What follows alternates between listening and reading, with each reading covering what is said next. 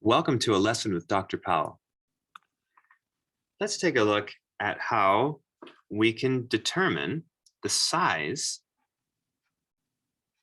of a multiplication group where we take out all the things that don't have inverses in modular arithmetic, like z, mod. In this case, let's do 625, 625z for starters. Okay, so 625 is the same as 5 to the fourth. So things that share common factors with 5 to the fourth, it's the same thing as things that are multiples of 5. Sharing a common factor of 1, of course, is okay, but here we're just looking at things other than 1.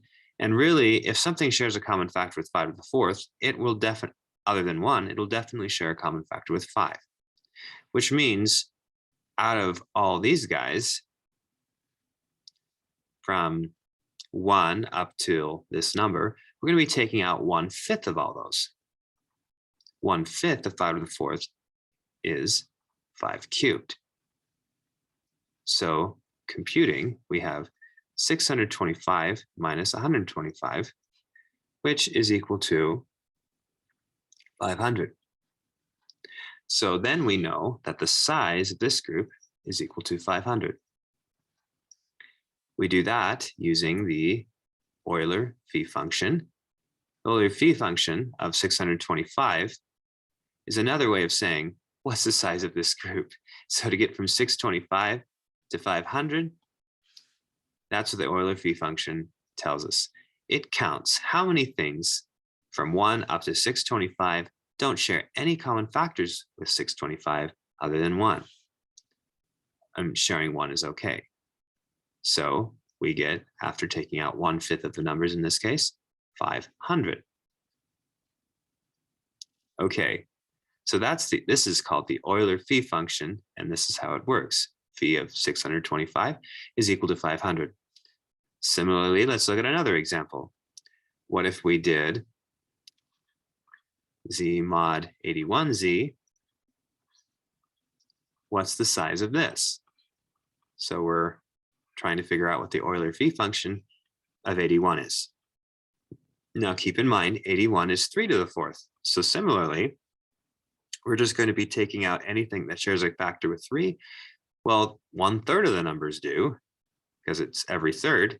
So you subtract off 1/3 of this, which is 3 cubed. So 3 to the fourth minus 3 cubed, which is 81 minus 27,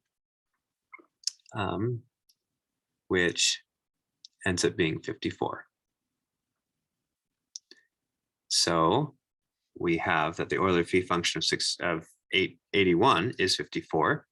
The Euler Phi function of 625 is 500. Now we can actually put these two together in one more example, which we now demonstrate. What if we wanted to find the Euler Phi function of 625 times 81? Well, the Chinese remainder theorem tells us that z mod 625 times 81, z, is isomorphic to z mod 625, z, cross z mod 81, z, and even that their multiplicative groups have the same isomorphism as follows. Now, this tells us these are ordered pairs in here and of things in here and here, and we know in here that there are 500 things. We know in here, in z mod 81z, there are 54 things. So if we multiply those two together, 500 and 54, we end up getting 27,000 And that is what we want. So what did we do? If you have phi of anything, factor it into its prime parts, such as 3 to the 5th times 2 cubed times 7 squared, something like this. Now, look at each part. This function, evaluated here, simply becomes 3 to the 5th times phi of 2 cubed times phi of z squared. Notice that phi splits over multiplication across relatively prime parts. So if these two parts don't share any common factors, those two don't, then we get the same splitting as we do in the Chinese remainder theorem, making sure that these guys don't share any common factors. Then it splits naturally like this.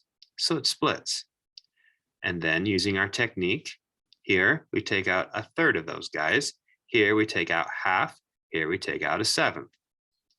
We get 3 to the 5th minus 3 to the 4th times 2 cubed minus 2 squared times 7 squared minus 7, since that is a seventh. And in the calculation, calculating this out, we will arrive at what this is equal to. Thanks for watching.